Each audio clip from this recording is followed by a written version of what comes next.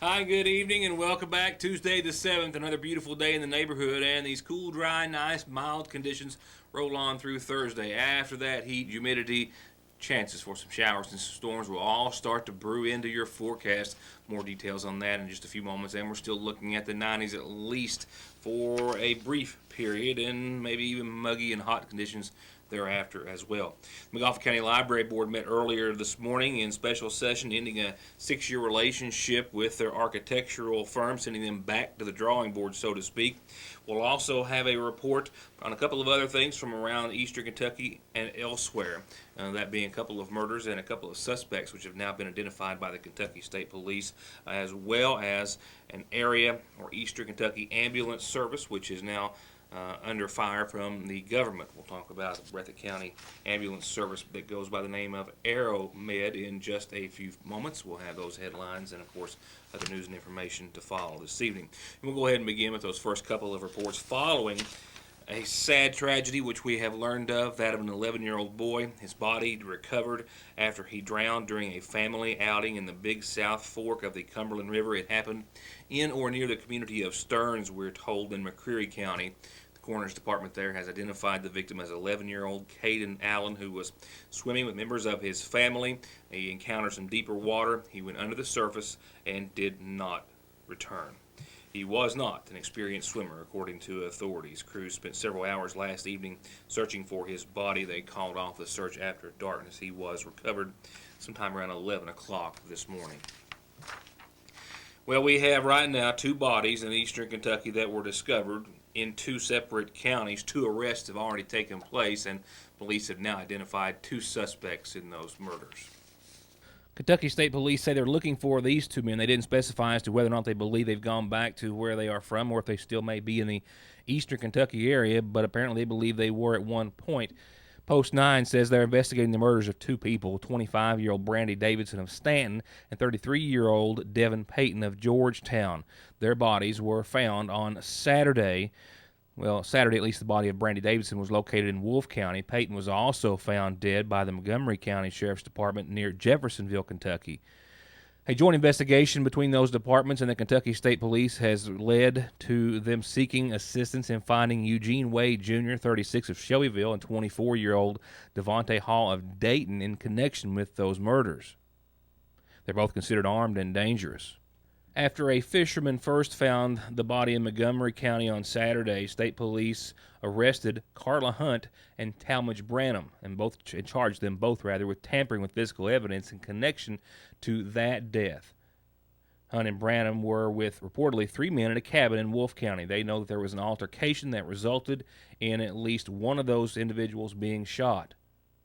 They also understand, the police at this point, per their investigation, that the group left a body in Montgomery County, and then Hunt and Branham took the others back to Lexington. They are also responsible, they believe, for cleaning out the blood of a rental car before returning it back to the Enterprise Company. Then later, police discovered the second body in Wolfe County.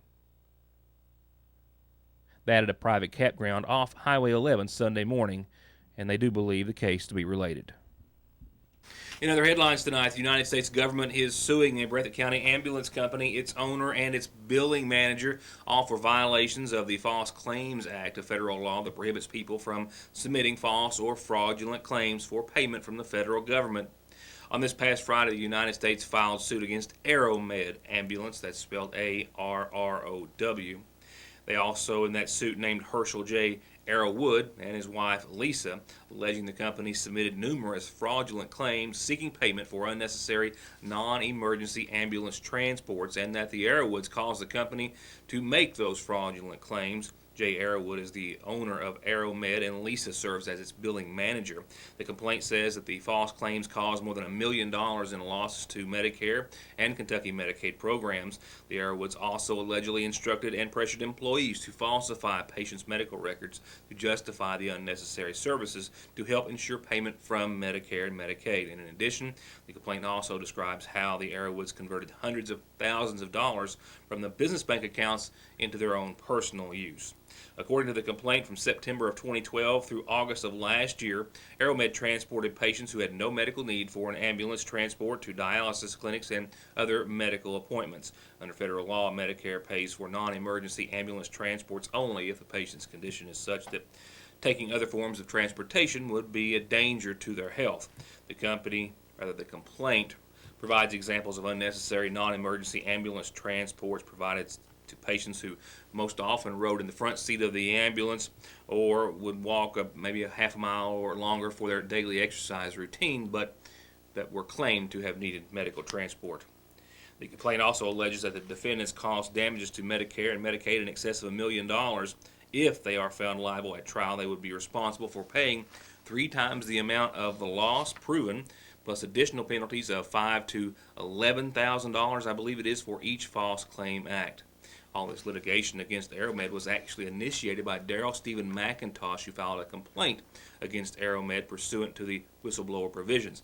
He owns a competing ambulance company, and after their involvement, that being AeroMed, with a nursing home, took away their business for what he believed was fraudulent reasons, he notified authorities.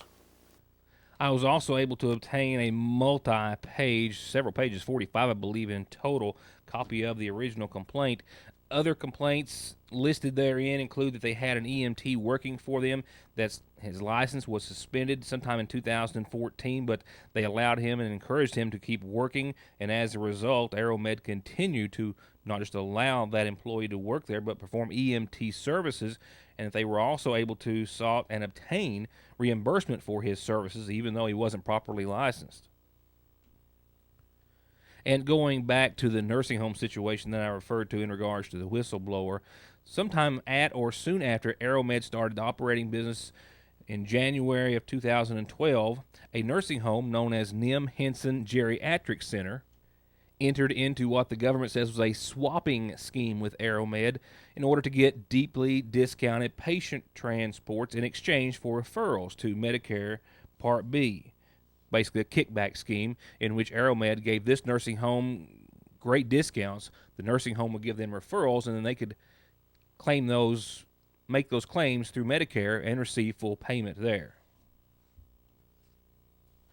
All of that part of a grand scheme that the government alleges once again cost them well more than $1 million. I'll be right back.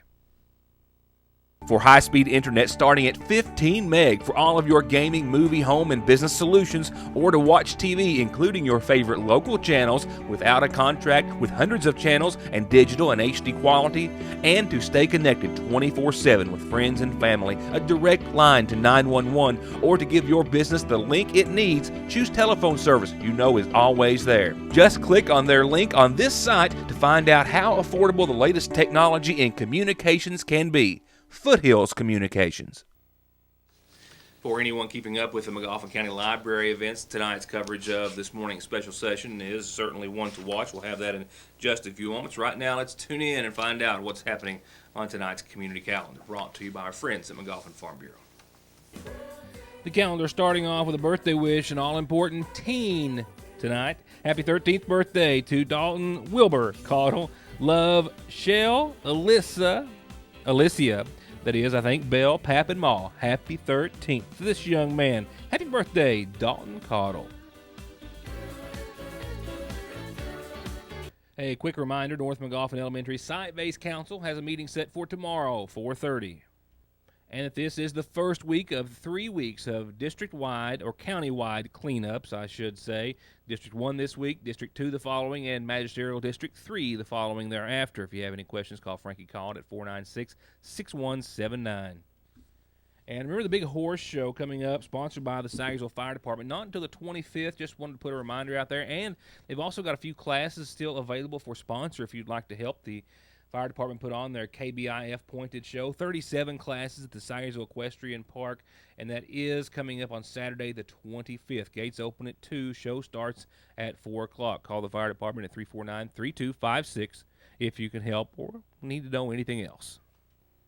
Be sure and call me when you've got a birthday, anniversary, or calendar announcement. We can tell everyone about it. Mail, email, Facebook, phone, fax, it all works, as well as dropping it off here at the studio on East Maple Street, just above the Sagersville Post Office.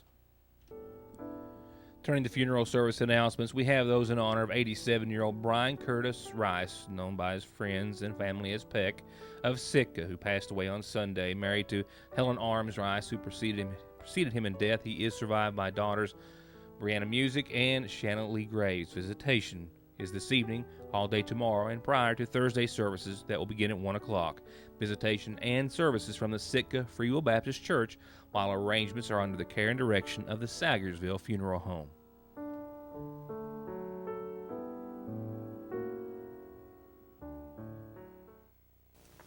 Now for the latest in the McGoffin County Public Library Board in a special session earlier today. During their last meeting just days ago, as I covered, the Library Board told representatives of their architectural firm, Murphy, Graves & Trimble, that the Library Board remained intent on standing with the initial 2010 $195,000 contract that they had between the firm and the Library Board to design a new library.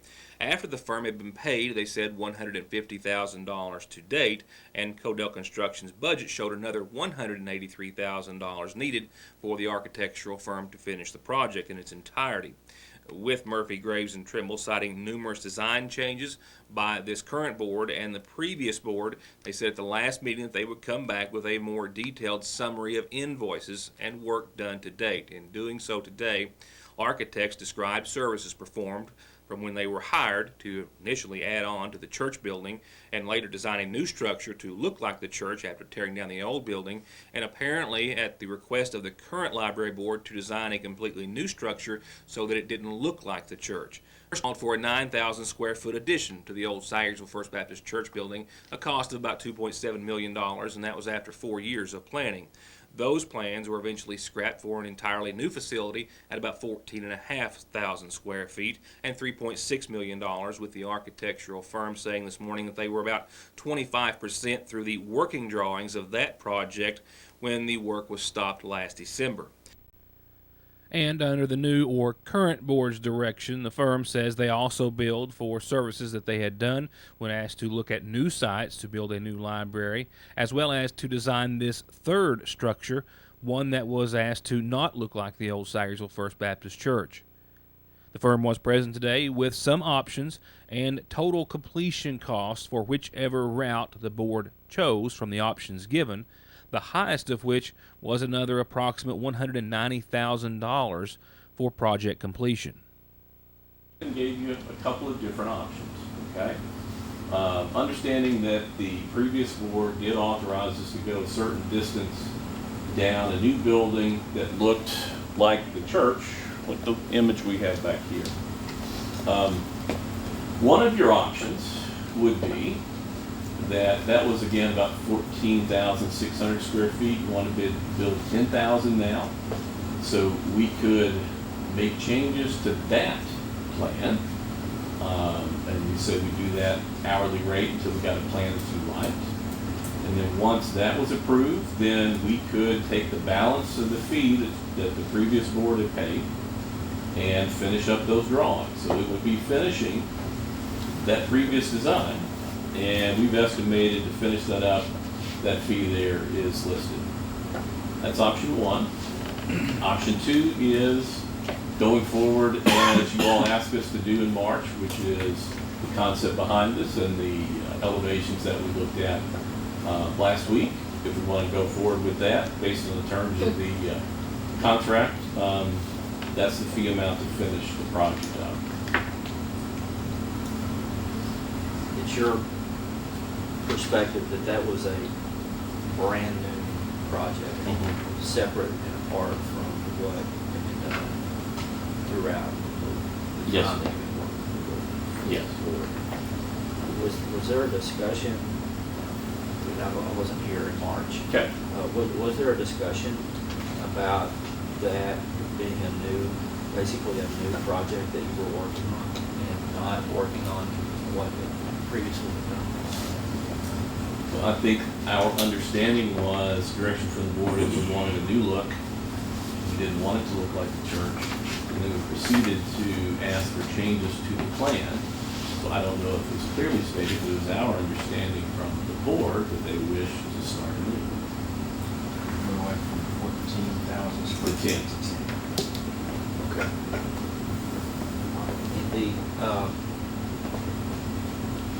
As I understand it, one of the problems, or one of the features of the original design was that you were wanting to use the old church structure, remodel it, and add to it Mhm. on the back. That very first invoice, right? And was there any analysis or inspection or any effort to determine the condition of the old church before substantial work was performed to contemplate utilizing the church? Because it ended up, as I understand it, that the church wasn't in a condition that it could be used. I don't think that's quite accurate. I think I would say that the church was not suitable for any library stack loading. The concept that we had office, had reading areas, things like that in it. But it did certainly offer some limitations in terms of the ideal layout. Right. And so I think that's when the board said, we don't want to make those compromises, so let's take the church down. Well, I thought part of the problem though was that there was a discovery of the utilities that were behind the church that would prevent the layout that you all had suggested.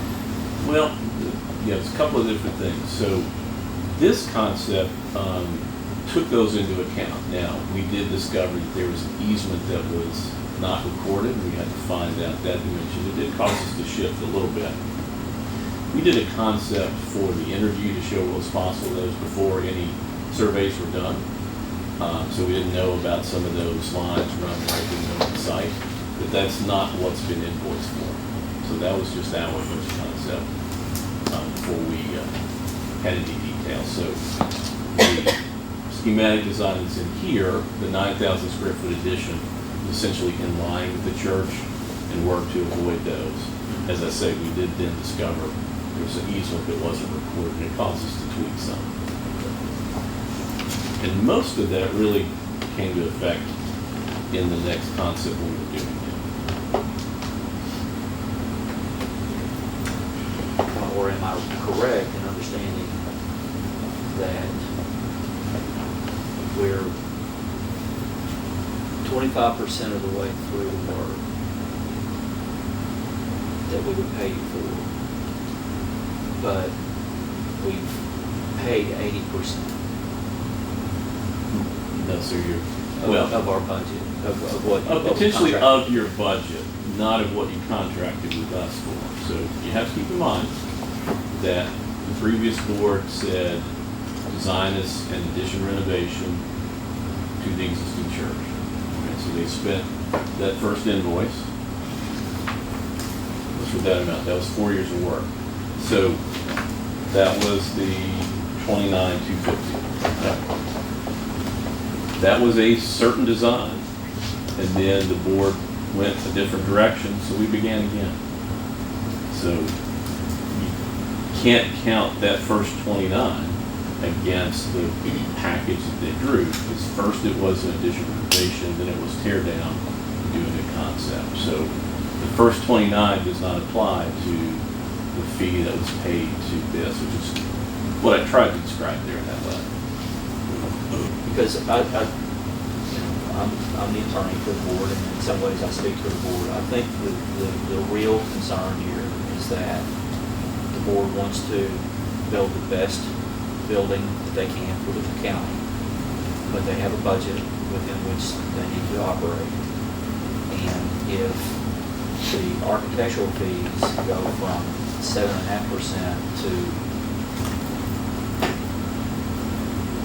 12 to 15%. It's a substantial change, and there's got to be compromises in the service or the building that they're going to provide the county. Well, I'm going to object to that description of the service. We haven't changed our fee. The previous board spent a certain amount. The new board wants to go in a new direction. We're certainly willing to help. But we haven't changed our fee basis. Every step along the way, we've honored the terms of our contract to the best of my knowledge. But maybe I should have used the word budget, but the cost is definitely increased. Understand. I mean, I understand, I mean, the contract is in writing, the numbers didn't change it on a piece of paper, I understand. But it did contemplate a certain amount of money that was budgeted for the architectural fee. And that apparently is an amount that's going to exceed what they originally anticipated. Certainly. And your letter tells us what we need to know, I think, Good. in terms of what it's going to cost to move forward. Whether it's going back to an older design, which, I want to ask this question, if they go back to the older design, doesn't that take them back to that larger construction budget? As it sits right here, so that's what and apologies folks, there's so many different options here that you're trying to understand. So my suggestion, option one was, yes, right now this is 14,000 square feet and 3.3 million. You want to be around 10,000 square feet. So I would have to, for the terms of the contract, modify my drawings, and that would be additional services. And that's what I said, we do those hourly rate. I can't tell you what that would be because I don't know what changes other than if I'm just going to lop off a third of the building, that's pretty easy. But I don't think that's what you're going to tell me, because this latest plan is different in terms of the layout. Stairs different, elevators different, bathrooms are different. Of course, it was obviously larger.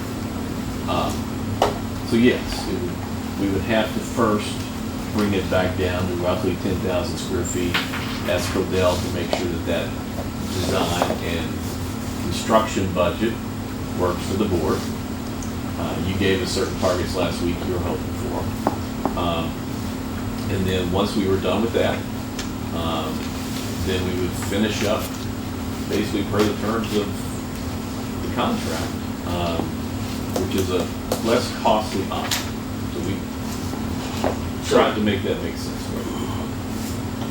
And following that discussion, there was a motion and second to go into executive session, following which they re-adjourned the meeting and then fired their architectural firm of Murphy, Graves, and Trimble. Okay. I make a motion that we terminate the contract with Murphy, Graves, and Trimble. Do I hear a second? Second. All in favor say aye. Aye. All in favor say, or opposed, nay. Ayes have it, motion carries.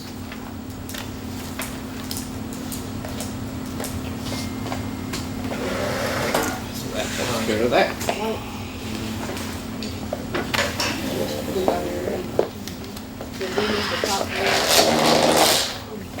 Good luck to you folks. Thank you.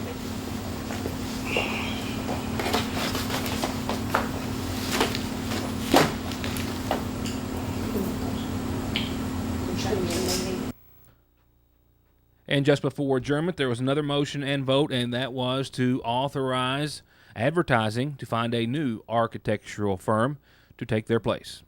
We'll keep you up to date. All right, let's talk some numbers, some really nice numbers, at least for a while. We've got a few days left, this beautiful weather, before the heat starts to boil in.